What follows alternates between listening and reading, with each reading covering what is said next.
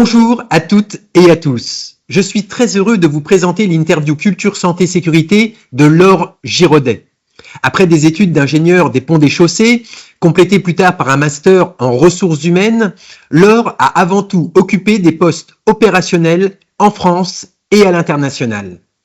Depuis plus de 5 ans, elle occupe le poste de directrice mondiale santé et sécurité, d'abord chez Suez et depuis leur achat chez Veolia.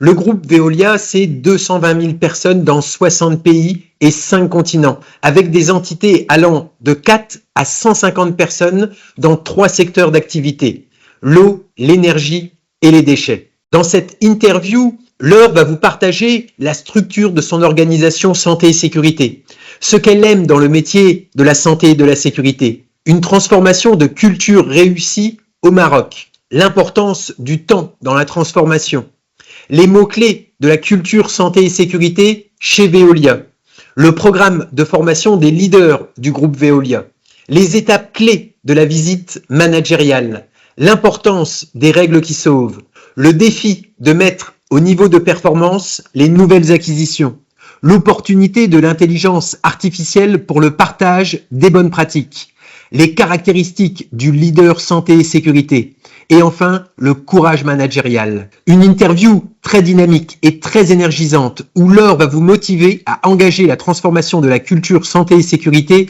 dans votre organisation. Je vous laisse découvrir l'interview de Laure Giraudet. Bonjour à toutes et à tous. Je suis très heureux aujourd'hui de recevoir pour l'interview Culture Santé Sécurité une personne avec une carrière opérationnelle impressionnante, à la fois en France et à l'international. Il s'agit de Laure Giraudet. Bonjour Laure. Bonjour. Alors Laure, qui êtes-vous? Est-ce que vous pouvez vous présenter à l'audience Culture Santé Sécurité? Voilà, donc Laure Giraudet, je suis la directrice santé sécurité monde du groupe Veolia, un groupe de près de 220 000 collaborateurs présents dans les 5 continents et dans 3 métiers clés, l'eau, l'énergie et les déchets pour les collectivités et les industriels. D'accord.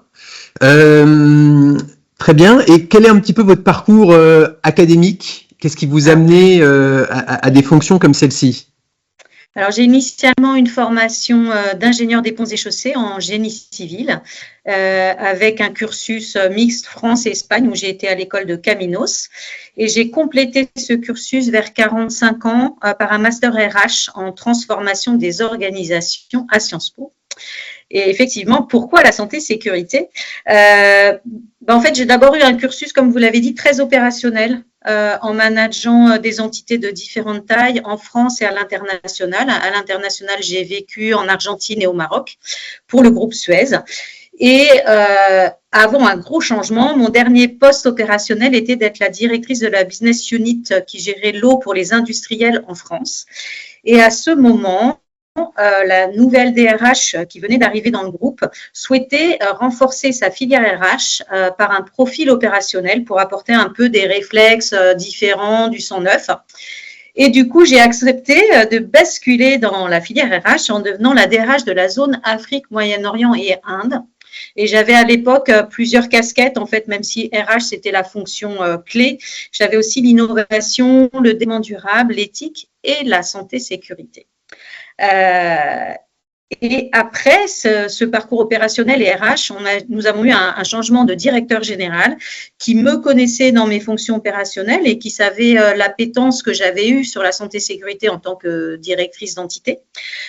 Et du coup, il m'a proposé de devenir la directrice santé-sécurité et Crisis Process Owner du groupe.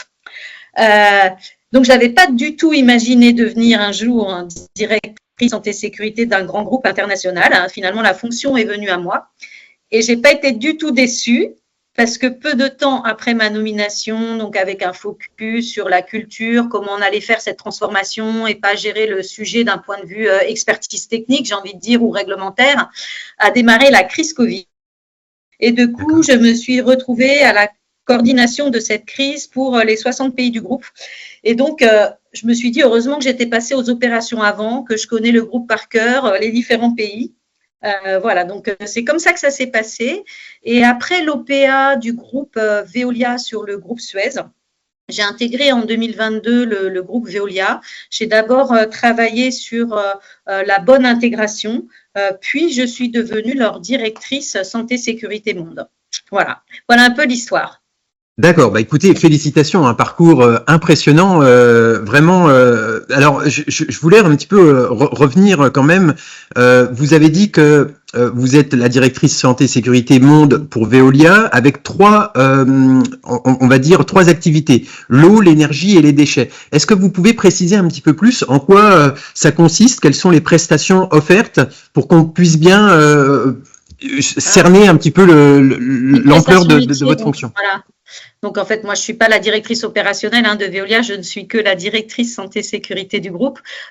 En termes de prestations, le groupe va travailler sur tout le cycle de l'eau, de la production de l'eau à la gestion des réseaux, la facturation et ensuite le nettoyage des eaux usées pour remettre une eau propre dans le cycle. Sur le déchet, on va travailler sur la collecte de déchets, le tri et après les différentes filières, que ce soit incinération, que ce soit dans certains pays encore des décharges qu'on appelle des K2 ou du recyclage et du trading des nouveaux matériaux produits. Et sur l'énergie, c'est à la fois des gestions de grands réseaux de chaleur. Par exemple, dans l'ouest de l'Europe, on est le leader des pays des réseaux de chaleur, des plus gros réseaux de chaleur du monde, ou des réseaux de climatisation, mais aussi toutes les boucles locales d'énergie, refaire de l'énergie à partir des déchets, par exemple. Donc voilà, c'est des métiers différents qui vont être faits pour des collectivités ou des industriels, avec des attentes et des niveaux de service qui peuvent être différents. D'accord. Et c'est des entités qui ont à peu près quelle taille, de quelle taille à quelle taille? Alors, je vous ai dit, le groupe, c'est 220 000 personnes. Moi-même, j'étais assez impressionnée par les nombres de personnes. C'est assez vertigineux à chaque fois. En France, on est à peu près 45 000 sur les différents métiers. Vous prenez la Colombie, on est 4 500. Le Japon, on est 10 000. C'est vite des chiffres importants dans les différentes géographies. D'accord. Et pour les activités eau, énergie et déchets, ça va de quelle taille à quelle taille? Alors, vous voulez dire en termes d'entité? En termes de nombre de personnes dans les entités, par exemple sur un centre de collecte de déchets. Vous pouvez avoir des usines qui sont très automatisées où il y a 3-4 personnes. Vous pouvez avoir des centres de tri ou des incinérateurs où on est 100-150 personnes. Quand on va travailler sur l'énergie, si les équipes qui travaillent sur les réseaux de chaleur vont assez vite être assez celles qui s'occupent de l'énergie à l'intérieur des buildings, par exemple d'hôpitaux ou de grandes universités, ça va être des petites de 4-5 personnes. Donc, en fait, on a des configurations très variées qui nécessitent un management, je vois votre question, un management de la sécurité qui va dépendre avec des freins qui vont être différents. Dans certains endroits, c'est facile, tout le monde est au même endroit et on peut bien clarifier les messages, être présent. Et dans d'autres endroits, des managers me disent, mais comment je fais avec 3-4 personnes éclatées partout sur le territoire dans plein d'usines, d'hôpitaux différents. Donc oui, il y a des configurations très variables. D'accord. Alors donc je vous pose la question, comment vous faites avec des configurations aussi variables et notamment quand il y a très peu de personnes, 3-4 personnes qui sont réparties comme ça sur plein de territoires, plein d'endroits différents. Sécurité en fait. Donc dites-vous quand le groupe Veolia est une organisation très décentralisée. Donc en fait, parce qu'on s'adapte à la culture locale des différents pays, au service local. Donc c'est une force. Et dans chaque pays, j'ai un directeur santé sécurité du pays avec son propre relais, sa propre organisation qui va varier en fonction justement des métiers. Certains vont avoir une organisation avec pas mal de personnes en centrale et qui vont gérer tout le monde en centrale, d'autres vont avoir des réseaux très très présents sur le terrain. Donc là, ça va varier en fonction des géographies et du business. Parmi ces directeurs pays, on a dans certains endroits, on a mis des coordinations zones, là où on avait des grosses transformations à faire. Donc, coordination de zones, notamment par exemple en Amérique du Sud ou en Asie. On a des nouveaux pays qui arrivent et on a voulu ce niveau de coordination zone. On a en santé sécurité un centre d'excellence. C'est un nom un peu pompeux, mais en gros, c'est les 30 leaders santé sécurité, à la fois ceux de mon équipe centrale et ceux des pays. Et on travaille ensemble et on se réunit physiquement deux, 3 jours par an pour prendre du recul, réorienter la stratégie, voir les progrès.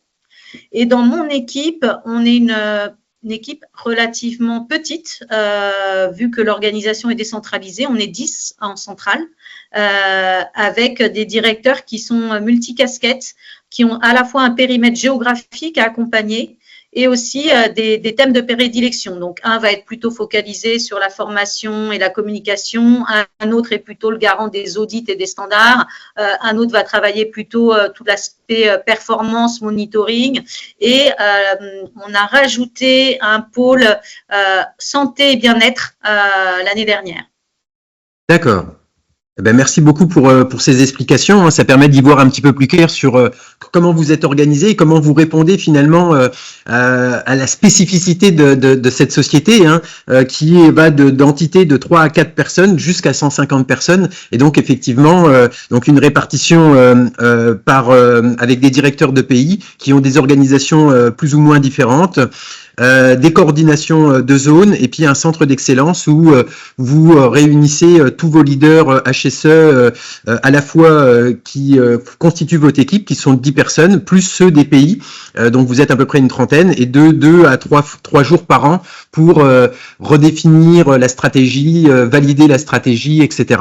D'accord, très bien. Ben, merci beaucoup pour ça. Alors, qu'est-ce qui fait que vous aimez la santé et la sécurité? Beaucoup de choses en fait. Déjà, j'aime la capacité à transformer la culture d'une organisation avec l'introduction de nouveaux rituels pour les managers, en passant, bien sûr, en démarrant par le top management, mais aussi les managers opérationnels, les équipes santé-sécurité, les DRH et puis assez vite tout le monde, parce que tout le monde est impacté par les changements de rituels. J'aime être en présence sur le terrain, avec un fort côté international. J'aime aller dynamiser les équipes sur le terrain, comprendre aussi leurs difficultés. J'adore parler les langues étrangères. Je parle moi-même 4 langues et une 5e avec un peu l'arabe, comme j'ai vécu au Maroc. Et du coup, ça facilite les échanges. Les équipes d'Amérique du Sud, quand ils ont vu un nouveau directeur qui parlait couramment l'espagnol, ils m'ont dit « Ah, c'est super !» J'aime bien le mode projet, en fait, et les côtés variés des sujets qu'on traite en santé-sécurité, parce qu'il va y avoir à la fois des sujets très techniques, où on doit travailler avec notre direction technique et performance, d'autres sur l'humain, d'autres sur l'organisation, qu'on va travailler avec les équipes RH. Donc, j'aime bien le travail en équipe. Et enfin, comme je vous l'ai dit, ma direction porte les sujets bien-être et sport en entreprise. Et vous allez peut-être être étonnés, mais nous participons en tant que Veolia à des jeux internationaux inter-entreprises organisés par la FFSE, en envoyant par exemple une délégation de 120 sportifs qui représentent 20 à 30 pays de Veolia. Et ça fait plusieurs années qu'on est champion du monde et d'Europe, donc on a un titre à maintenir. Et moi, comme je suis la sponsor de ces événements dans l'organisation, j'ai le plaisir de pouvoir y assister et de parfois même participer aux événements sportifs. Et en tout cas, ils ont une énergie assez incroyable. Donc voilà, j'aime toutes les facettes. D'accord, écoutez, c'est super, félicitations. Transformer la capacité à transformer les organisations, du top manager jusqu'aux opérateurs, mettre en place des nouveaux rituels, la présence sur le terrain, dynamiser, comprendre les gens, et vous arrivez à les comprendre parce que vous parlez 4 langues, donc félicitations, en plus et éventuellement une 5e comme vous dites. Donc vraiment félicitations pour ce parcours et pour cette envie que vous avez de transformer la culture santé-sécurité. Et comme vous l'avez dit aussi, vous êtes aussi le représentant de jeux internationaux inter-entreprises, 120 sportifs, c'est assez important. Et vous êtes champion du monde et d'Europe. Et ça, franchement, félicitations. Donc, les équipes doivent être fières. Félicitations. Alors, je voudrais rentrer un petit peu dans le détail avec vous d'une transformation de culture. Donc, vous êtes dans des pays, 5 continents. Vous m'avez dit presque de 60 pays, donc c'est beaucoup, 220 000 personnes. Est-ce que dans votre parcours, à la fois en tant qu'opérationnel ou maintenant à la tête de la direction santé et sécurité, est-ce que vous auriez une expérience à nous partager, un retour d'expérience à partager d'une transformation de culture réussie? Ça peut être un pays, ça peut être un site, c'est vous qui choisissez. Redécrivez la situation un peu initiale, comment vous avez conduit cette transformation et les résultats que vous avez obtenus. D'accord. Alors, je vais choisir un pays de cœur, hein, le Maroc, parce que à la fois j'y ai vécu sur place le Maroc a à la fois eu des équipes chez Suez et aussi chez Veolia. Peut-être ce qu'on peut dire, c'est que on gère, par exemple, je vais vous parler des services de l'eau et l'électricité de la ville de Casablanca, qui étaient gérés en délégation de services publics. C'était à peu près 3000 personnes sur place qui travaillaient. Le niveau de culture initial était très fataliste, peu processé, peu mature et peu expert en santé-sécurité. Et en 20 ans, en fait, ils sont passés d'un nombre d'accidents qui était plus de 200 par an dans les années 2000 à 20 dans les années 2012 et entre 0 et 2 depuis quelques années. Donc, viser le zéro accident, c'est quand même quelque chose qui est possible, même si ça peut prendre du temps. Et cette entreprise, je l'ai accompagnée à la fois de l'intérieur, hein, quand j'étais expatriée là-bas dans les années 2010. Et à l'époque, j'étais secrétaire générale de la filiale. Donc, j'avais à la fois déjà la casquette santé-sécurité. Dans mes directions, il y avait la santé-sécurité, mais il y avait aussi l'organisation, les achats, les moyens généraux, le juridique. Donc, ça facilitait des synergies pour bien avancer. Et à l'époque, dans les années 2010, ils avaient déjà bien travaillé les moyens, l'organisation, les procédures, et ils étaient en train de renforcer le système, la gestion de crise, la présence managériale. Et donc ça a été une première phase. Et ensuite, quand je me suis retrouvée à accompagner cette filiale avec la casquette directrice santé-sécurité du groupe ou même des RH, puisqu'ils étaient dans ma zone, les sujets étaient plus autour de la remontée des situations dangereuses par les collaborateurs, de faire en sorte que chacun participe et partage ce qu'il voyait sur le terrain, et le renforcement des compétences, pas seulement de la filière santé-sécurité, mais du reste des équipes.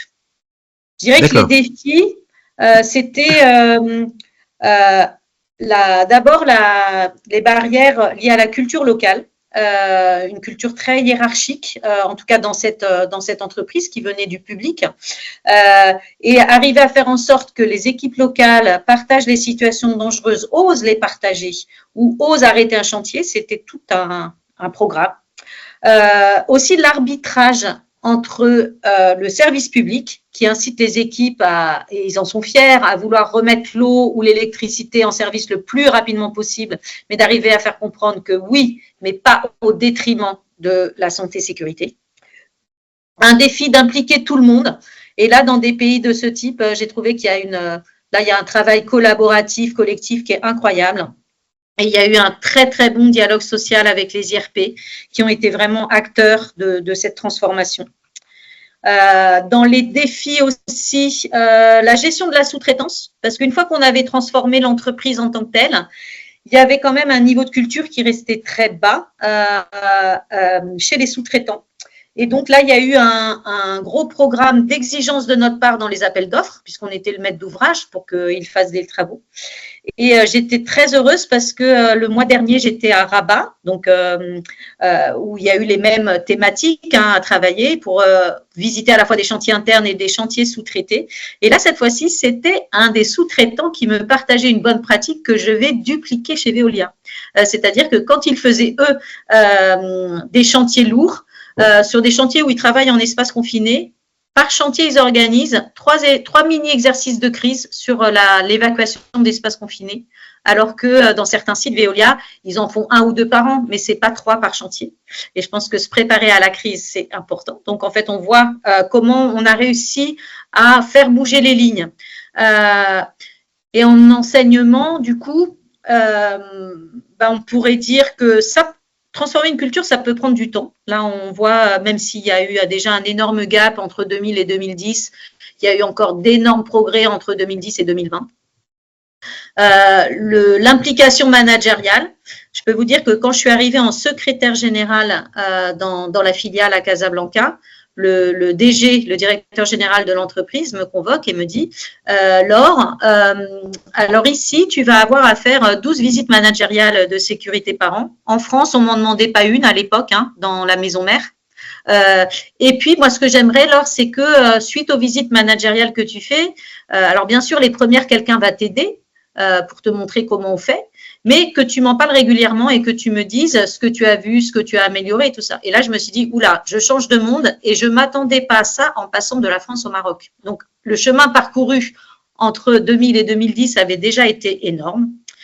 Je l'ai dit, l'importance du dialogue social et que les leaders des syndicats s'impliquent pour faire progresser la santé-sécurité et soient vraiment des partenaires. Et enfin, l'exigence vis-à-vis de la sous-traitance. Quand on a une délégation de service public dans une capitale ou dans une ville, un groupe comme Veolia a vraiment capacité à faire à la fois transformer la culture de son équipe, des employés, mais aussi de faire bouger tout l'écosystème local en performance RSE, parce que c'est aussi les sous-traitants qu'on fait bouger. Et moi, il y a 3 ans, j'ai le patron d'une boîte de TP qui m'a rappelé et qui m'a dit, Laure, vous vous rappelez, vous m'embêtiez dans tel appel d'offres et tout ça. Eh bien, je peux vous dire à quel point j'ai progressé. Maintenant, j'ai telle certification et j'ai réussi à être sélectionnée pour un appel d'offres pour un pétrolier qui a un niveau d'exigence là. Et à l'époque où on s'est connus, j'étais incapable de gagner ce type de marché et j'ai parcouru du chemin et je voulais vous le dire. Et là, je me suis dit quand même, l'impact, c'est sur les équipes, mais c'est aussi tout un écosystème qu'on peut faire bouger. Donc voilà, peut-être c'est le souvenir, ça a été dans la durée, mais cette transformation m'a impressionnée. Oui, elle est impressionnante. Comment ça m'a donné des frissons quand vous m'avez raconté l'histoire de la personne là qui vient vous raconter quelques années après que grâce à vous, il a pu évoluer et qui peut maintenant prétendre à acquérir des nouveaux contrats dans des domaines d'un niveau d'exigence très élevé. C'est impressionnant. Félicitations, merci beaucoup pour ce partage d'expérience. Assez impressionnant. Alors oui, ça peut paraître long entre 2000 et 2020, mais déjà dès 2010, le niveau de maturité de votre secrétaire général, je crois, c'est ça, oui. Qui vous demandait de faire 12 visites par an, des visites managériales sur le terrain, c'est impressionnant. Comment vous avez procédé vous m'avez parlé de remontée de situation dangereuse. Comment vous avez mis en place, quel outil vous utilisez pour faire les remontées de situation dangereuse? Alors, il n'y a pas un seul outil dans le groupe. En fait, chaque filiale a pu construire ses outils, même si au sein du groupe, on a un outil pour ceux qui n'ont pas quelque chose de local, qui va se faire à travers notre outil AxiLine de traçabilité des événements. Il y a un module MyAxi Plus où on peut faire les remontées de situations dangereuses. Après, le Maroc, quand il y a 3 ans, je leur ai dit vous n'êtes pas au rendez-vous, vous êtes restés dans un silence organisationnel et j'attends plus de vous aujourd'hui. Au début, ils m'ont dit mais on ne sait pas comment on va faire. Les collaborateurs, ils osent pas, c'est pas notre culture. Et donc, ils ont commencé en mettant des référents sur les situations dangereuses parmi les équipes qui devaient parler avec les autres pour que les autres osent le dire à lui, qui lui allait le mettre dans l'outil et le remonter.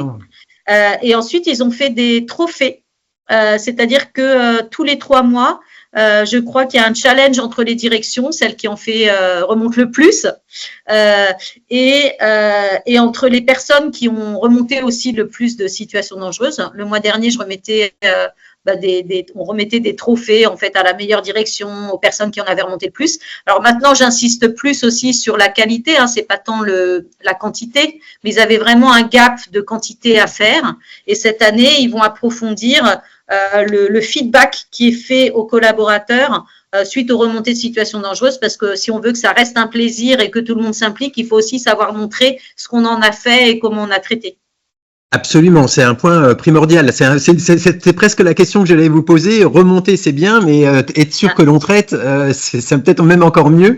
Vraiment, vous avez répondu avant à ma question. Donc, l'amélioration du feedback donné, les réponses apportées. Merci beaucoup pour ce partage. Hein. Donc, j'ai bien noté que vous avez un outil groupe, mais que chaque filiale a des outils, et que là, sur le Maroc, vous aviez utilisé un référent. C'est peut-être une bonne idée hein, pour commencer. Il y en a plusieurs, ouais. Voilà, plusieurs référents à qui les personnes pouvaient évoquer les situations pour pouvoir les remonter, et à la mise en place de trophées pour valoriser, pour récompenser, pour montrer que c'est les nouveaux comportements qu'on attend des personnes, et maintenant vous êtes dans l'amélioration du feedback. Donc merci beaucoup pour le partage de cette expérience vraiment impressionnante hein, dans la durée, mais dans la durée qui impacte quand même 3000 personnes.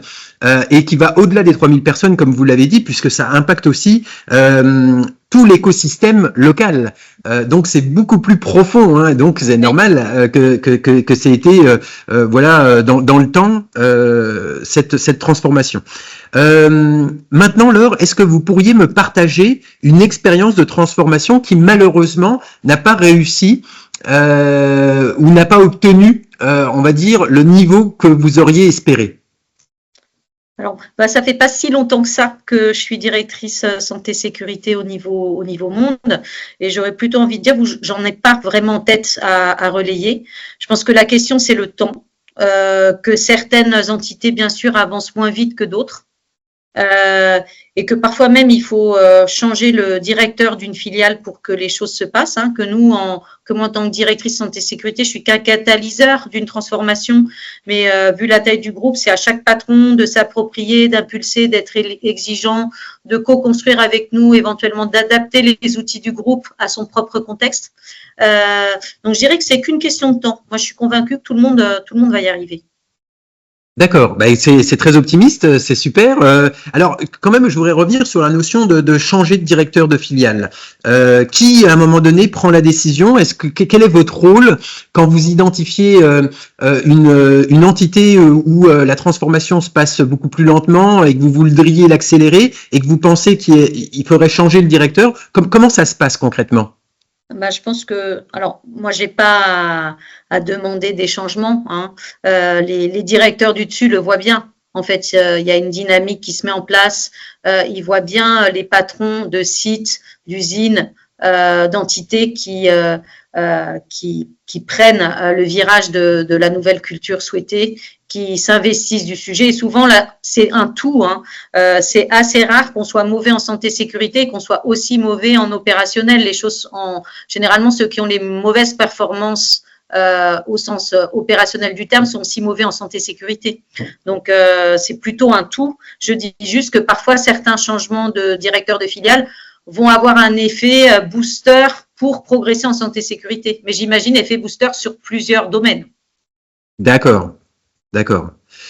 Ok, merci pour cette précision, hein, parce que effectivement, hein, on sait que avant tout, la transformation d'une culture, c'est un exercice de leadership, et s'il n'y a pas le bon leadership dans la bonne filiale ou la bonne entité ou le bon site, effectivement, on perd en dynamique, et faire un changement de leader permet effectivement de booster la transformation. Peut-être, David, si j'avais à compléter, ce que je pourrais dire aussi, c'est que vous savez, quand on a des accidents graves ou mortels, il y a un vrai process de rétex qui est mis en place, où c'est au directeur de l'entité de la filiale qui doit présenter devant un comité dont je fais partie, avec le directeur de la zone concernée, les causes, le pourquoi, le plan d'action. Et parfois, c'est arrivé que à l'analyse de ce comité, de comment avait été portée la santé-sécurité, même de la qualité du plan d'action proposé, le patron de zone se dise tel directeur local, il fait pas la maille pour l'attendu. Donc, ça peut avoir un effet catalyseur, accélérateur à ces occasions-là aussi. D'accord, très bien. Merci beaucoup pour cette précision, Laure. Alors, s'il y avait, selon vous, des outils ou des techniques indispensables pour réussir une transformation de culture, lesquels seraient-ils? Alors, moi, j'ai peut-être une vision un peu parcellaire parce que j'ai beaucoup travaillé avec l'ICSI, l'Institut de la culture sécurité, pour à la fois comprendre les leviers. Et puis, dans ma formation Sciences Po RH de transformation des organisations, ça m'a donné aussi un certain nombre d'outils ou de réflexes que j'ai dû intégrer à cette occasion-là. Je dirais que peut-être faut avoir définir un peu la cible, qualifier c'est quoi les mots-clés qu'on veut de cette culture. Est-ce qu'on veut que ce soit une culture bienveillante ou intransigeante? Est-ce que nous on a beaucoup, l'ICSI prône beaucoup la culture juste. Donc qu'est-ce que ça veut dire ce mot de culture juste? Ensuite rendre visibles les progrès, les partager. Pas se limiter à des leading indicators, de parler que des accidents graves et du taux de fréquence, mais de bien rendre visibles les lagging indicators sur les remontées de situations dangereuses, sur la présence managériale, sur les délais de traitement, sur même ce que disent nos employés dans les enquêtes annuelles qui sont faites sur le bien-être. Il y a des verbatims, il y a plein de choses et comment on les remet en lumière. Bien sûr, avoir une direction générale très impliquée. Et là, j'ai eu de la chance dans mes différents postes. Impliquer tous les managers, les forcer à prendre le temps, en fait, de rechallenger leurs pratiques, de les faire progresser. Par exemple, en ce moment, on a non seulement un programme de formation, mais chaque manager doit avoir un coach dédié dans la formation santé-sécurité, coach qui est lui-même formé à être coach et qui après doit consacrer du temps pour aider les managers à faire évoluer leurs pratiques de façon concrète. Et pas se dire la formation ça suffit. Et si certains managers ont besoin de 2-3 visites coachées, ils vont faire 2-3 visites coachées.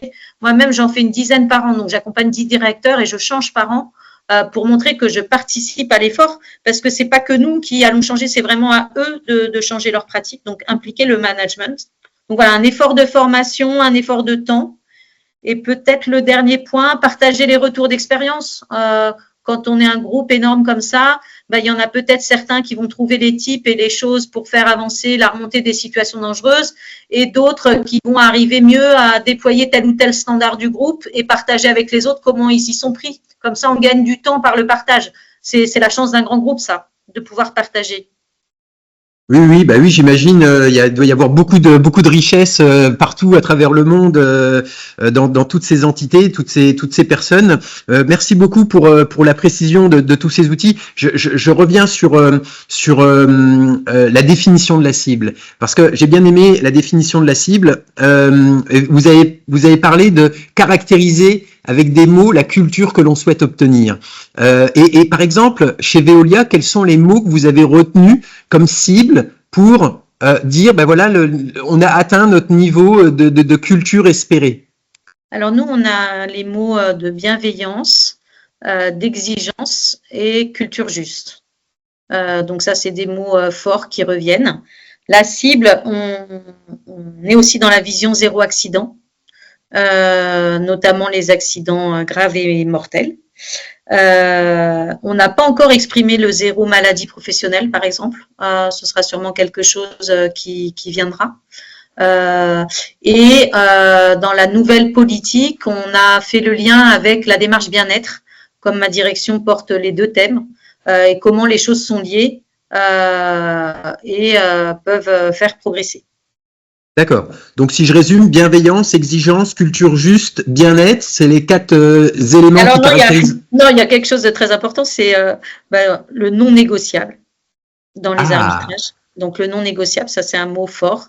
Et le respect des règles qui sauvent et des standards du groupe. C'est-à-dire que si un pays me dit « mais ma réglementation prévoit ça », je lui dis « oui, mais tu n'es pas dans une entreprise normale, tu es chez Veolia, donc la règle attendue, c'est celle du groupe Veolia et pas ta réglementation locale. » Sauf si ta réglementation locale est plus exigeante encore que la règle de Veolia. Donc oui, non négociable, c'est très fort aussi. Ouais. Merci pour cette précision, parce que les mots, là, pour le coup, ont leur importance, parce que c'est la répétition de ces mots qui va forger le niveau d'exigence que l'on souhaite, le niveau cible que l'on souhaite atteindre, et ça caractérise en même temps la culture. C'est-à-dire, quand on dit bienveillance et exigence, donc ça peut paraître opposé, mais en même temps, c'est prendre soin des gens, mais en même temps sans compromission. Le fait que ça soit non négociable aussi, c'est sans compromission. Tout ça de manière juste. Donc vraiment, merci beaucoup pour ce partage, Laure. Je pense que c'est important, ça peut donner des idées aux autres sociétés qui vont nous écouter.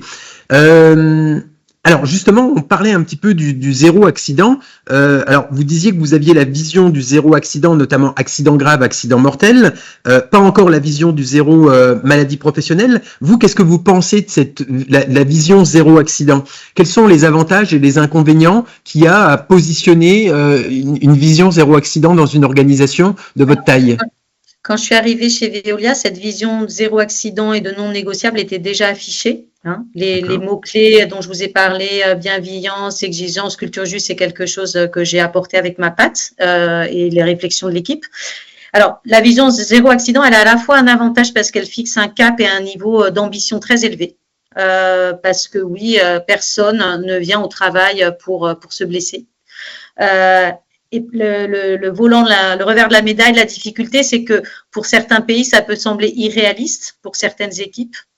Par exemple, le Maroc, quand ils étaient à 200 accidents avec arrêt par an, de viser le zéro qu'ils ont atteint 20 ans après, peut sembler waouh, la montagne, ou voire même on se moque de moi, c'est pas possible.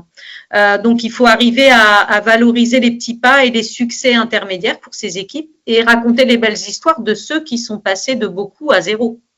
Et voilà. Donc et on a des petits films qui m'ont convaincu en fait chez Veolia, qui sont assez marqués, où dans une usine vous avez des collaborateurs et puis ils disent alors cette année on avait combien d'accidents, donc ils étaient là, il y en avait eu 10 et ce serait quoi l'objectif que vous voudriez pour l'année prochaine? Alors il y en a un, il dit faudrait que ce soit 5 ou 7 et puis du coup ils disent on va choisir qui c'est qui a l'accident et qui c'est qui va perdre un bras, choisissez dans vos collègues. Et là, on se dit, non, ce qu'on doit viser, c'est le zéro. Mais voilà, donc pour donc oui, c'est très ambitieux. D'accord. Écoutez, merci beaucoup pour ce partage. Hein. Je pense que c'est important aussi d'être ambitieux dans une société aussi importante. J'imagine d'ailleurs que vous ne manquez pas d'ambition. Et effectivement, c'est beaucoup ceux qui sont au pied de la montagne et qui la regardent. Et ils se disent c'est infranchissable. Et j'ai bien aimé la notion de petits pas, parce que finalement une montagne, elle est haute pour tout le monde. À un moment donné, tout le monde s'est retrouvé au pied de la montagne, et c'est en faisant des petits pas, en mettant un pas l'un après l'autre, que finalement on avance à son rythme jusqu'à atteindre le sommet, jusqu'à atteindre le zéro accident. Donc merci beaucoup pour ce partage-là. Si vous aviez 3 conseils à donner à un directeur de site qui souhaite réussir une transformation de culture, quels seraient les 3 conseils que vous pourriez lui donner pour réussir une transformation de culture? Déjà, il faut qu'il donne ce sens, qu'il sorte d'une gestion, moi j'appelle ça la gestion rétroviseur en fait, où dans les réunions on parle de santé et sécurité, mais en fait on parle que des accidents. Donc on est en train de regarder dans le passé, donc se projeter, c'est important. D'être présente sur le terrain. Les patrons de site, ils ne doivent pas rester dans leur bureau, ils doivent être présents sur leur terrain, ils doivent engager leurs managers à être présents sur le terrain, mais une présence qui permette vraiment d'instaurer un dialogue et de traiter des difficultés avec les équipes. Pas en mode inspection ou audit pour dire qu'il manque tel barreau sur telle échelle ou que telle machine, il faut recouvrir. Si, il peut le dire aussi, mais l'important, c'est quand même le dialogue et de ne pas être que dans les mauvais points, de savoir renforcer le positif pour dynamiser les gens. Les gens, ils n'ont pas envie de faire mal les choses. Parfois, c'est l'historique, tout le monde faisait comme ça. Donc, renforcer le côté positif et la reconnaissance. Et ça, c'est une difficulté française, je trouve, quand on voit ce qui se passe dans certains pays où le positif prend plus de pas. Je trouve qu'on doit bouger un peu le curseur. Et le 3e conseil, pas essayer de faire ça tout seul. C'est tout le monde va être acteur. Le directeur des achats va être acteur, le directeur de l'innovation va être acteur, le DRH va être acteur, le directeur technique, bien sûr, sans oublier les partenaires sociaux. Donc, c'est pas le manager, bien sûr, il est leader, il incarne. S'il demande, comme l'a fait mon directeur à l'époque au Maroc, à son secrétaire général, de lui raconter les retours des visites sécurité, qu'est-ce que ça a apporté à lui et aux équipes, et qui le félicite et qui l'incite à poursuivre et tout ça, tout le monde va y prendre du plaisir. Donc voilà. D'accord, écoutez, merci beaucoup pour tous ces conseils.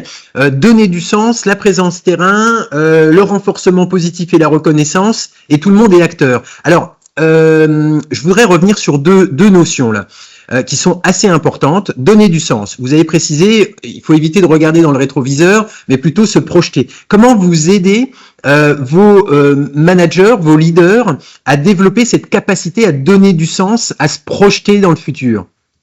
Alors, en fait, on a une formation groupe. Enfin, chez Veolia, quand je suis arrivée, il y avait ça c'est la décentralisation, hein, chaque pays avait ses formations pour les managers, et on a décidé de créer une formation commune qui s'imposerait à tous les directeurs dans le monde, en prenant le meilleur des formations existantes, bien sûr. Donc, il y a eu d'abord une pédagogie de partage de ce qui se faisait, les bonnes pratiques. Par exemple, au début, je trouvais que rajouter le volet coaching concret terrain, c'était pas facile en termes de déploiement. Mais finalement, mes équipes m'ont convaincu que c'était important de le faire et que la formation en bureau, c'était pas suffisant. Donc, ces formations-là, elles ont démarré mi-2023 chez Veolia. Et là, tous les comités de direction de tous les pays ont été formés. Et dans les entités qui avaient le plus d'accidents, on a déjà formé 30% des managers. Parce que c'est à eux qu'on a donné la priorité. Enfin, d'abord à ceux qui étaient un peu accidentogènes, j'ai envie de dire. Donc, cette formation les aide, le coaching les aide, les moyens de communication qui parlent aussi du positif et pas que des chiffres et que du négatif les aident. Les évolutions de rituels, par exemple, de dire que quand il y a des hippos, des presque accidents qui auraient pu être très graves, que ces hippos soient échangés en termes de causes en comité de direction. Et là, c'est plus facile parce que les langues se délient, parce qu'il n'y a pas eu de décès, il n'y a pas eu d'accident grave, et donc on peut essayer de mieux comprendre ce qui s'est passé. On a accès à l'information aussi. Voilà, donc je pense que à travers cet effort de formation, de partage entre managers, et de l'attention portée aux leading indicators. On a fait évoluer les reporting groups pour que ces indicateurs de présence terrain, de remontée soient visibles avec du benchmark de tous les pays. Donc, un pays qui se rend compte, un patron qui ne voyait pas le sujet va se rendre compte, mince, je suis à la retraite par rapport aux autres pays. Donc, un peu d'émulation si ça fait du bien. D'accord, super. Et cette formation que vous avez benchée par rapport à toutes les bonnes pratiques qu'il y avait, elle dure combien de temps, et c'est quoi les principaux éléments structurants de cette formation? Donc, cette formation, elle dure 2 jours et il y a un temps conséquent autour de la visite managériale, autour des méthodes SVP, savoir, vouloir, pouvoir, pour qu'ils comprennent aussi la différence entre erreur et violation, qu'ils comprennent les concepts de la culture juste, même si on n'approfondit pas énormément tous les leviers de la culture juste parce qu'on n'a pas le temps. Et puis, pour les managers opérationnels, il y a des ateliers de reconnaissance de danger, parce que parfois, en fait, on ne voit plus les choses. Et donc, il y a des ateliers autour de ça et des jeux de rôle. En fait, il y a pas mal de jeux de rôle dans la formation pour vivre des situations. D'accord, écoutez, félicitations, c'est vraiment impressionnant. Qu'est-ce que vous appelez visite managériale? Parce que tout le monde a des définitions un petit peu différentes. Ça consiste en quoi votre visite managériale chez Veolia? Alors, elle a des étapes très cadrées. En fait, c'est pas une inspection de site, hein, c'est pas une visite d'usine. Oui. C'est un échange en one-to-one avec un collaborateur ou une petite équipe qu'on aura observé travailler pendant un certain nombre de minutes en les regardant faire, et où après, on prendra le temps à la fois de valoriser les bonnes pratiques et les efforts et les points positifs qu'on a vus, et les faire exprimer sur leurs difficultés, ou alors de leur rendre visible un gros danger qu'on identifie, qu'eux ne voient pas et qu'ils se l'approprient et qu'ils le verbalisent. Et ensuite, les engager à maintenir les bonnes pratiques ou à traiter la solution immédiatement. Dans les formations, on met bien l'accent sur l'importance des mesures conservatoires. On veut que les problèmes soient traités tout de suite, au moins d'une certaine façon. Donc, ça, c'est assez exigeant. Hein. Les managers, c'est pas dire, bon, il faudra que vous me traitiez tout ça, puis on en reparle dans une semaine. Non, faut essayer de traiter dans l'instant. Donc, ça, c'est exigeant aussi. D'accord, très bien. D'accord. Donc c'est ce qu'on appelle plus communément la visite comportementale, on va dire, Oui, où on va se focaliser plus sur le comportement plutôt que sur les éléments, on va dire physiques environnants. Donc observer la personne en train de travailler, valoriser ses bonnes pratiques, la laisser exprimer ses difficultés, rendre visible éventuellement des dangers qu'elle n'aurait pas vus et obtenir d'elle des actions immédiates et l'engager dans la poursuite de bonnes pratiques. D'accord, bah écoutez, super, vraiment un très beau programme de formation hein, que vous déployez là pour permettre à vos managers, à vos leaders de passer à un niveau supérieur. Moi, ce que je veux en fait, c'est que mes managers ils prennent plus de plaisir à aller sur le terrain et à se connecter avec les gens, et que ça va avoir un effet sur boule de neige aussi, sur plein de choses, hein, sur l'ambiance, sur la confiance, et effectivement voir les difficultés, c'est pas si facile, ou les faire exprimer, c'est pas si facile. D'accord. Mais là, ce que vous avez dit, c'est extraordinaire. Merci beaucoup, Laure, de nous partager ça. Hein. Faire en sorte que mes managers aient du plaisir à aller sur le terrain et à connecter avec les personnes. On revient à des basiques, mais qui sont fondamentaux et qui sont puissants en même temps. Hein, parce que quand une personne a du plaisir, elle y met de l'énergie, et quand la personne, elle connecte, elle crée des relations de confiance. Donc, c'est gagnant-gagnant pour tout le monde. Oui, oui. Donc, merci beaucoup pour ce partage, Laure.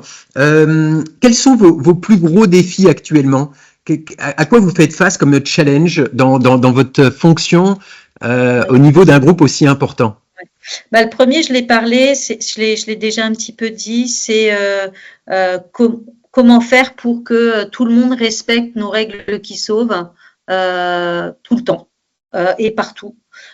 Et on se rend compte avec des accidents graves qu'on a que ces règles qui sauvent du groupe sont pas forcément appropriées et respectées tout le temps. Par exemple, en fin de chantier, en queue de chantier, on a oublié de faire quelque chose, on revient et on a fait toute la première phase du chantier parfaitement, et quand on revient, on l'oublie, on le fait pas. Donc ça veut dire qu'il va falloir être plus pédagogue dans le déploiement de ces règles, les rendre plus claires pour les opérateurs avec plus d'images. Donc là, il y a des groupes de travail, de dialogue et d'échange avec les opérateurs pour comprendre est-ce qu'ils ont comment ils font pour tout comprendre, comment décortiquent les mots-clés de la règle qui sauve. Faire en sorte aussi que le middle management prenne le temps d'identifier les potentiels cas où ils mettent les opérateurs en situation de ne pas pouvoir respecter les règles. Et qu'il faut se poser et résoudre ces situations-là. Donc, un thème autour du respect des règles qui sauvent, ça peut sembler basique, mais c'est important.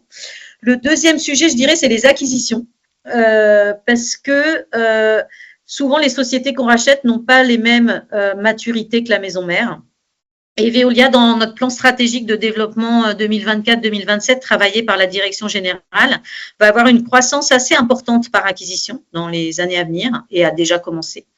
Et par exemple, on a fait un petit calcul, le taux de fréquence des entités qu'on a rachetées en 2023 et qui ont impacté le taux de fréquence du groupe, par exemple, en 2024. Leur taux de fréquence à elles était de 25.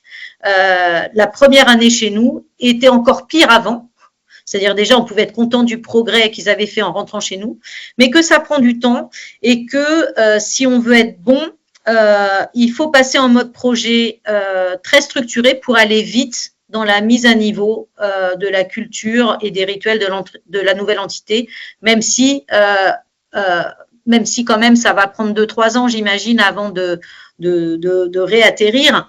Je me rappelle ce que m'expliquent mes collègues dans mon équipe, j'étais pas là, mais il y a 6-7 ans, chez Veolia, a été racheté un groupe de déchets en Colombie de 4500 personnes et le taux de fréquence, je crois, était à 60.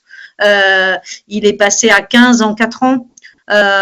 Et avec une vraie transformation de fond, il va continuer de progresser. Donc, je dirais les acquisitions, finalement, elles impactent le groupe et on doit faire en sorte que tous nos nouveaux collègues finissent par respecter les standards de Veolia.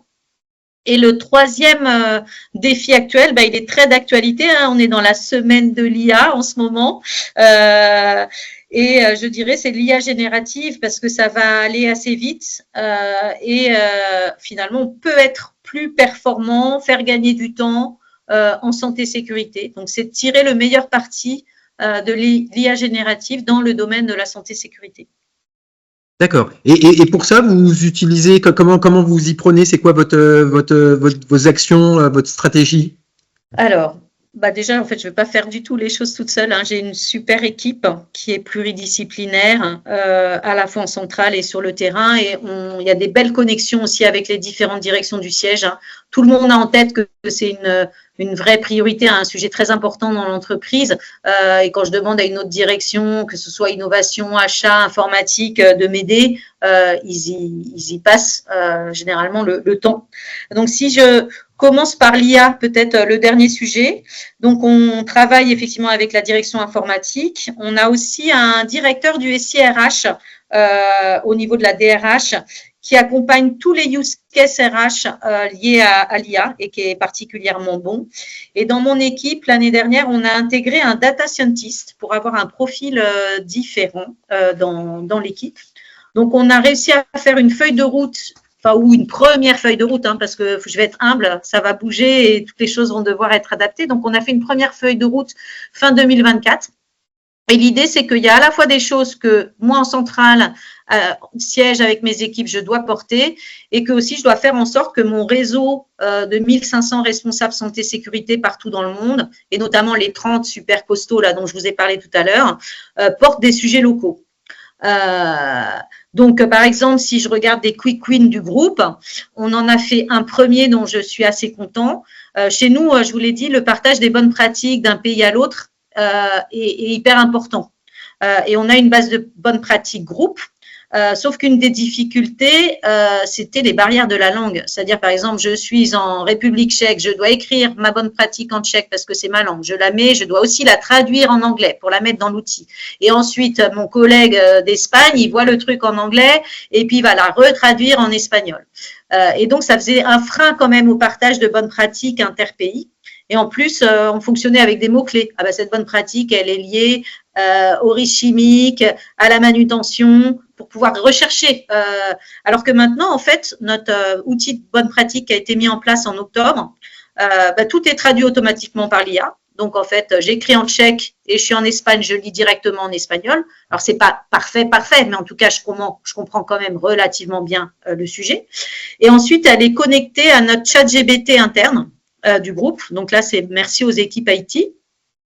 Et l'idée, c'est que dans le chat GPT, on est en train de travailler avec les équipes des prompts pour pouvoir mieux trouver les bonnes pratiques. Ça va être dans le prompt de la maison, on va dire, je voudrais toutes les bonnes pratiques qui concernent la manutention de produits chimiques dans les centres de tri. Et là, bim, je vais avoir toutes les bonnes pratiques dans ma langue, alors que ça se passe, je ne sais pas, à Singapour, en République tchèque et en Colombie. Donc ça, c'est un quick win group où on a été assez vite. En ce moment, on est en train de travailler aussi avec notre fournisseur d'outils de gestion des événements pour que la prochaine version, les arbres des causes, que l'IA nous propose des causes potentielles quand on aura rédigé le descriptif de l'accident. Alors, ça ne veut pas dire que c'est ça qu'on va prendre, mais en tout cas, ça va donner des idées et peut-être penser à des choses auxquelles on n'aurait pas pensé. Voilà, donc l'IA, c'est un petit peu… et au niveau des pays, moi, ce que je leur ai demandé, c'est de faire des expérimentations. C'est pas grave si on se trompe et tout ça. Par contre, ce que je veux, c'est s'il y a 3 pays qui font des expérimentations sur le même sujet, qui se coordonnent un petit peu. On a la chance sur l'IA, tous les fournisseurs viennent nous voir, forcément pour présenter plein de choses, parce qu'on n'est pas les seuls à travailler le sujet. Donc, oser tester des choses, se dire qu'est-ce qui est mature, qu'est-ce qui est pour dans 5 ans, qu'est-ce qui est pour tout de suite, qu'est-ce qui est pour dans 10 ans, même si ce sera peut-être pas 10 ans, mais bon, voilà. Donc ça, c'est sur le thème de l'IA. Et sur les acquisitions, parce qu'en fait, j'ai pas les ressources dans mon équipe en centrale, et même sur le terrain, ils n'ont pas forcément pour être impliqués dans toutes les due diligence d'entreprise. Donc, il faut savoir choisir les due diligence. Ensuite, du coup, ce qu'il faut, c'est que quand il y a une acquisition qui est gagnée, que là, on se dise, post-acquisition, on va faire un super plan d'action en mode projet et y passer le temps. Surtout quand c'est une acquisition, par exemple, d'un nouveau type d'usine dans un pays où les compétences n'existent pas. Par exemple, je pense un incinérateur de déchets dangereux, c'est déjà très mature en Europe, mais quand ça démarre au Japon, c'est la première fois. Donc là, ils vont avoir besoin de l'appui des équipes de l'Europe pour les aider. Alors que quand ils vont être à leur 3e ou 4e fois, là, ils auront les équipes locales. Donc, il faut être mieux organisé dans quel cas il y a un support zone, dans quel cas il y a un support groupe pour le mode projet. Et là, du coup, sur les acquisitions, ça fait depuis 1 an, en fait, qu'on a travaillé le plan d'action type pour qu'ils puissent penser à toutes les idées, toutes les étapes. Bon, ça prendra peut-être plus ou moins de temps selon les pays, mais au moins, ils ont un espèce de format. J'ai eu un gros travail de prise de conscience de la direction et des développeurs, pour qu'ils comprennent que s'ils ne s'impliquaient pas en amont ou s'ils ne nous aidaient pas à identifier les risques en nous disant hey, sur celui-là, il faut absolument que tu sois dans la due diligence parce que c'est pas comme d'habitude et celui-là, n'y va pas, ne perds pas ton temps, tu iras que si on gagne.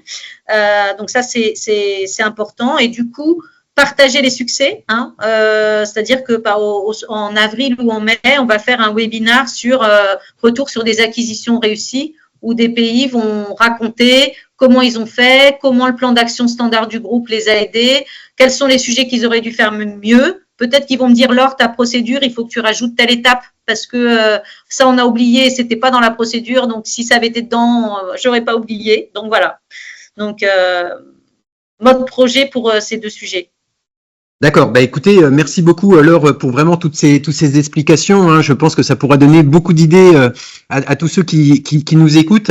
Donc vos 3 challenges, pour les résumer: le respect des règles qui sauvent, vous avez encore des accidents majeurs et être capable de retravailler pour être plus pédagogue avec plus d'images et s'assurer qu'il y a une meilleure compréhension et mise en application surtout de ces règles, c'est important, notamment à des étapes clés de vos activités que vous disiez. Deuxième sujet important, les acquisitions. Donc vous avez une croissance importante par acquisition et les sociétés que vous avez fait l'acquisition, elles handicapent votre taux de fréquence global parce qu'elles viennent avec des taux de fréquence qui sont beaucoup plus élevés. Et donc là, c'est d'être capable d'avoir un projet structuré avec la prise en compte des due diligence et le partage des succès pour faire une intégration beaucoup plus rapide. Et ça, c'est capital. J'y ai été confronté par le passé quand on a fait des acquisitions importantes et avec des gaps de maturité qu'il faut tout de suite résorber, sinon on réexplose nos taux de fréquence. Donc excellent sujet. Et puis le troisième sujet, le sujet de l'IA, avec là des mises en application concrètes, notamment sur les analyses de risque, sur le partage des bonnes pratiques. Donc écoutez, félicitations pour tous ces projets au niveau du groupe. Alors j'aimerais maintenant qu'on plonge sur le sujet qu'on a déjà abordé un petit peu. Vous m'avez déjà beaucoup parlé avec des exemples très concrets, mais je voudrais quand même qu'on revienne sur la dimension du leadership. Donc, selon vous, qu'est-ce qu'un leader en santé et sécurité? Alors, je m'explique. Un leader en santé et sécurité, c'est pas le responsable HSE qu'on se met communément. Pour moi, c'est toute personne qui est capable d'avoir une influence et une motivation sur la transformation de la culture dans une organisation. Donc, selon vous, qu'est-ce qu'un leader santé et sécurité et quelles sont les capacités, les compétences clés qu'un leader doit avoir chez Veolia pour transformer la culture santé et sécurité et atteindre votre vision 0? Alors, je ne sais pas si je vais trouver les bons mots, alors que tout à l'heure, je vous ai dit que c'était important de qualifier les bons mots. Je pense déjà que c'est quelqu'un qui doit avoir une ambition forte sur le sujet, et puis qui a aussi vraiment le souci des personnes et de leur bien-être. Et qui se donne les moyens pour faire bouger les lignes en embarquant aussi tout le monde. Donc ça, ce serait pour les caractéristiques.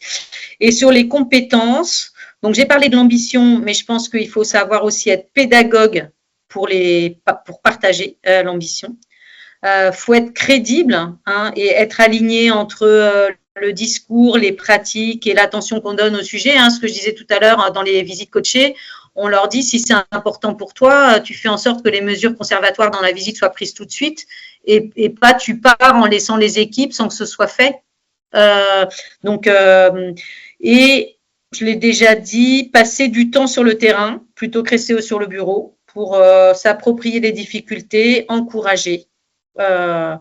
Et appliquer progressivement une culture juste, même si on est en train d'approfondir chaque pilier dans l'entreprise et qu'il reste des notions qu'il faut qu'on poursuive d'outiller en termes de formation, d'ateliers de travail et de réflexion pour que ça s'ancre vraiment. Mais c'est le chemin en tout cas.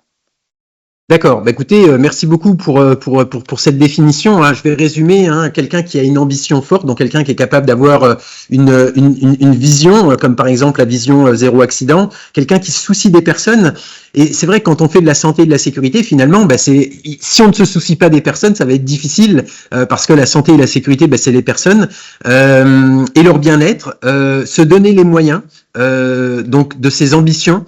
Donc c'est aussi important que le leader effectivement il soit capable d'aller chercher des ressources nécessaires en interne, en externe pour pouvoir réaliser son ambition. Quelqu'un qui a un sens de la pédagogie pour pouvoir expliquer, mais aussi pour pouvoir partager. Quelqu'un qui est crédible, donc qui est aligné entre ce qu'il dit, ce qu'il fait et ce qu'il démontre.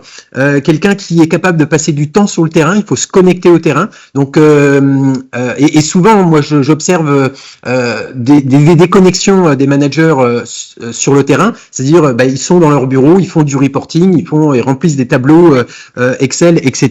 Et ils sont, finalement ils se déconnectent de la réalité opérationnelle. Et donc, un retour sur le terrain est important et quelqu'un qui est capable d'encourager, notamment de développer une culture juste. Donc, merci beaucoup, Laure, pour toutes ces caractéristiques de leader. Hein. Donc, je rappelle que tout ce que Laure vient de nous expliquer ici, hein, ce sont des capacités ou des compétences qu'on peut tous développer. Hein. On peut tous s'auto-évaluer sur notre capacité à définir une ambition forte, à être pédagogue, à être crédible, à passer du temps sur le terrain et à s'améliorer. D'accord, donc à s'auto-évaluer. Comment je me situe sur ma capacité à aller sur le terrain entre 0 et 10 et si je me situe à 5, qu'est-ce que je peux faire pour aller à 6 et à 7 et à 8 donc c'est des capacités qu'on peut développer. Le leadership, hein, donc c'est quelque chose qu'on peut apprendre à développer. Merci beaucoup Laure. Il y a une autre notion que je voudrais aborder avec vous, c'est la notion d'état d'esprit. Alors, selon vous, c'est quoi les 3-4 caractéristiques d'une personne qui a un état d'esprit favorable? Un état d'esprit favorable qui va lui permettre soit de développer son leadership et de permettre aux autres d'aller vers la vision zéro, ou soit de rentrer à la maison sans blessure. Alors, je l'ai un petit peu dit à travers la bienveillance avec les équipes, aussi l'accessibilité pour que les personnes osent partager les difficultés, et pas peur et reste authentique quand on va faire une visite, hein, par exemple. La curiosité, je pense que c'est un point important, chercher à comprendre dans les causes, oser se remettre en question. Parfois, les causes, elles viennent même d'eux et de leur organisation, enfin souvent. Le courage managérial. Et c'est pas, il y a des managers qui sont excessivement courageux, qui m'impressionnent. Et les qualités de communication ou de faire attention à travailler, j'ai parlé de pédagogie, s'ils ne le sont pas intrinsèquement, ils peuvent se faire aider pour le devenir. Ou travailler des messages pour qu'ils le soient plus, quoi. Super. Bienveillance, accessibilité, authenticité, curiosité, capacité de communication et courage managérial. Je voudrais revenir sur le courage managérial. Comment vous faites pour développer le courage managérial chez Veolia? Déjà, il y a un volet autour de l'arrêt de chantier et de pas. Donc ça, c'est quelque chose qu'on aborde dans le cadre des formations. Et de ne pas voir ça comme quelque chose de mal, en fait, d'arrêter le chantier. Nous, on a une culture très service public, en fait.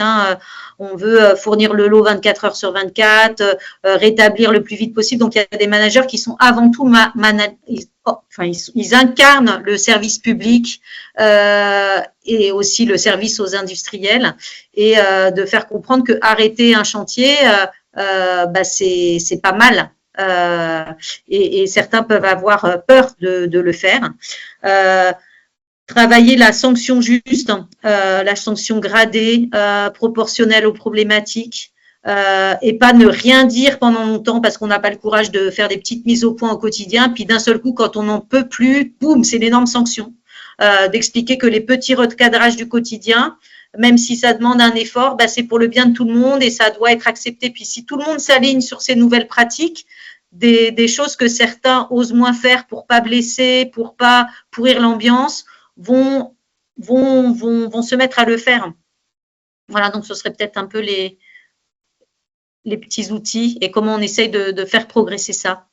D'accord, super, c'est déjà très bien, hein, ne pas avoir peur d'arrêter un chantier, et surtout chez vous dans la culture, hein, ce que vous dites, c'est incarner de manière très forte le service public, donc être sûr que vous puissiez garantir les approvisionnements, j'imagine en eau, en énergie, 24 heures sur 24, et que on ne doit pas avoir peur d'arrêter pour se mettre en conformité de sécurité, et aussi tout ce qui va être recadrage, les petits recadrages réguliers.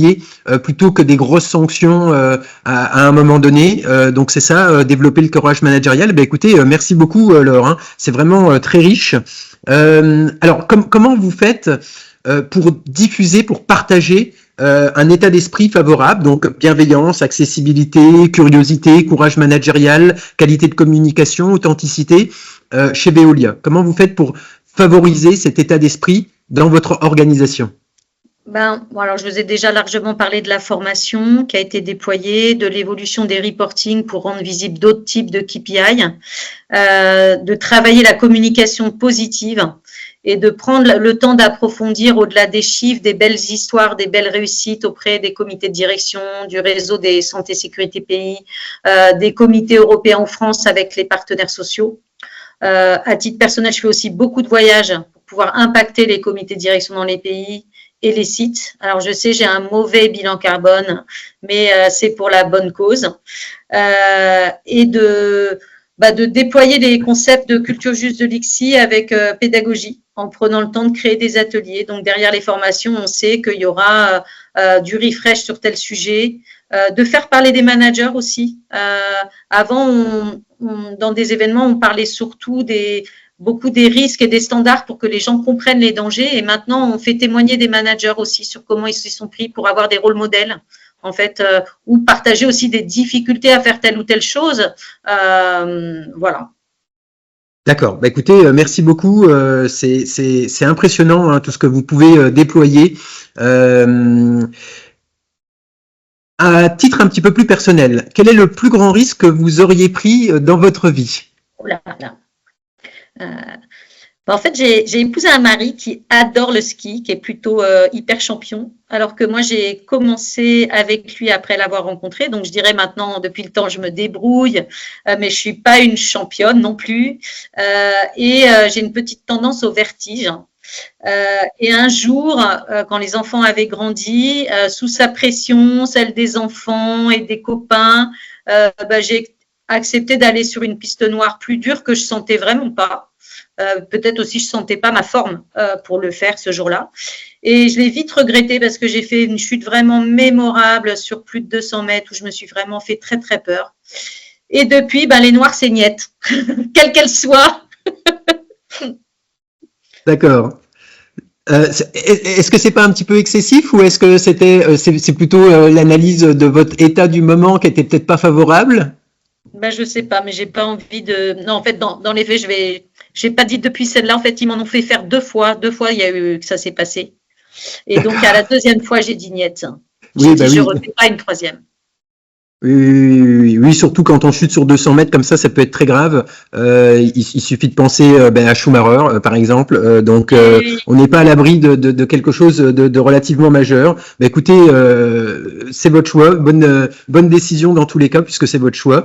Euh, alors, on arrive bientôt au terme de cet entretien. Hein. Merci beaucoup pour tous les apports, Laure. C'est vraiment très, très riche. De quoi est-ce que vous êtes le plus fier, personnellement ou professionnellement?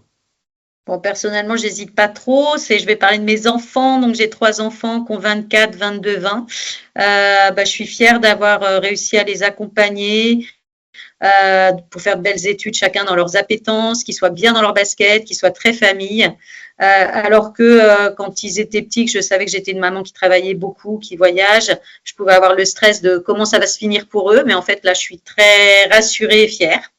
Euh, Après, si je pense professionnel, je vous l'ai dit, j'ai eu plusieurs phases de vie. Donc, en fait, dans ma casquette opérationnelle et commerciale, je pense que les choses dont je suis le plus fière, c'est des grosses conquêtes commerciales, des délégations de services publics importantes sur la concurrence, en travaillant la différenciation. On a une petite sorte d'adrénaline, en fait, dans le commercial, dans le succès, quand on nous choisit. Voilà. Si je pense santé, sécurité, la chose qui m'a beaucoup marqué, c'est d'avoir coordonné la crise Covid pour 60 pays. J'ai jamais travaillé aussi dur, jour, nuit, week-end, plus que quand j'étais en classe prépa. Mais j'étais hyper fière du chemin parcouru, d'avoir pu protéger les équipes et j'ai eu une reconnaissance de dingue, en fait, des gens qui m'envoyaient des mots de tous les pays, enfin des clients, enfin c'était très reconnaissant. Puis quand même, j'avais un mari qui veillait à ce que la nuit, il me disait, ça t'as le droit jusqu'à 7h, 22h, tu arrêtes.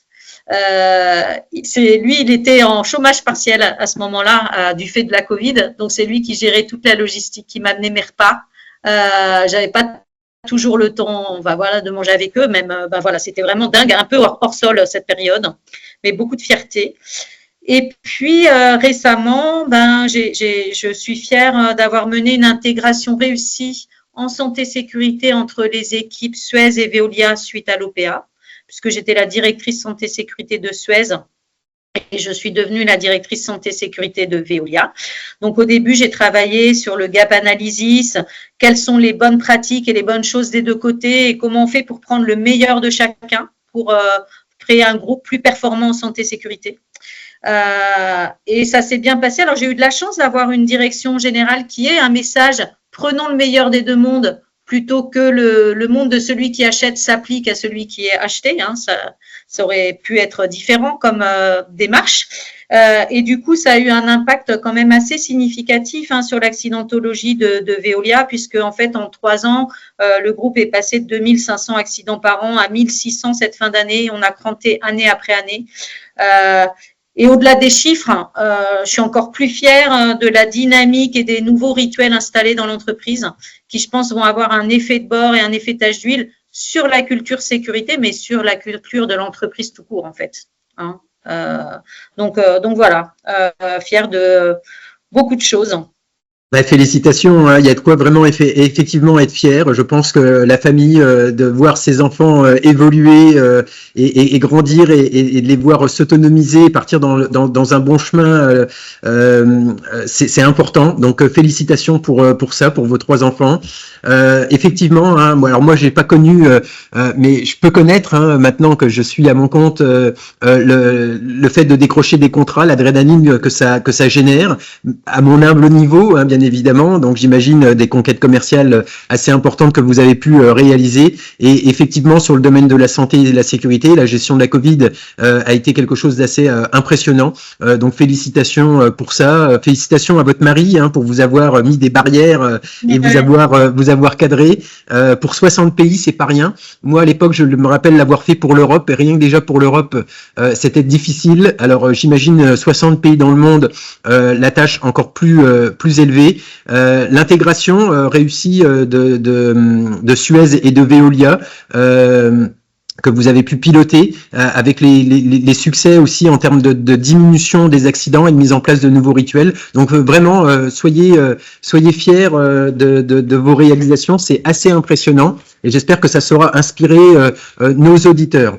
Est-ce que vous pourriez nous partager à nos auditeurs un ou deux rituels que vous avez pour préserver vous-même votre santé et votre sécurité?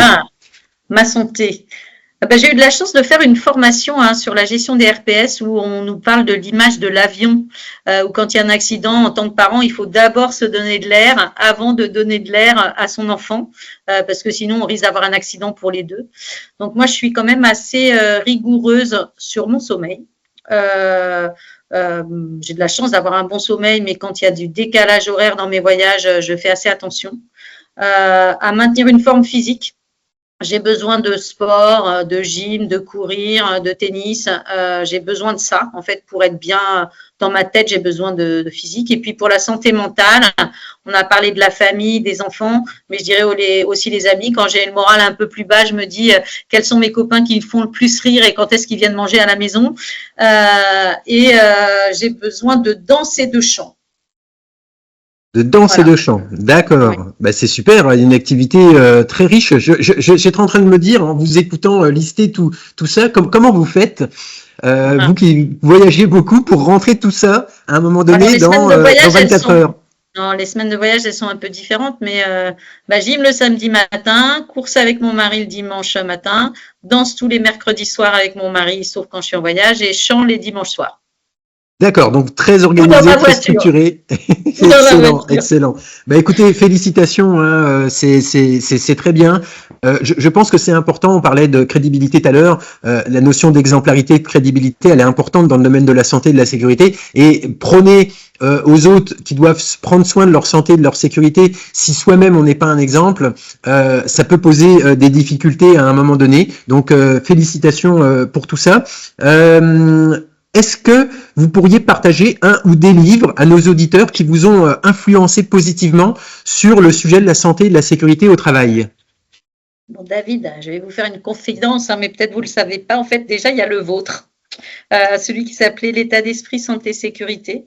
Quand j'ai été nommée directrice santé-sécurité du groupe Suez, donc je venais du monde opérationnel, d'abord, déjà, j'ai hésité avant d'accepter le poste parce que je me voyais plus poursuivre qu'un rôle opérationnel avec beaucoup de dimensions et je percevais pas à l'époque toutes les dimensions du rôle de directeur santé-sécurité avec les volets humains, techniques, organisationnels.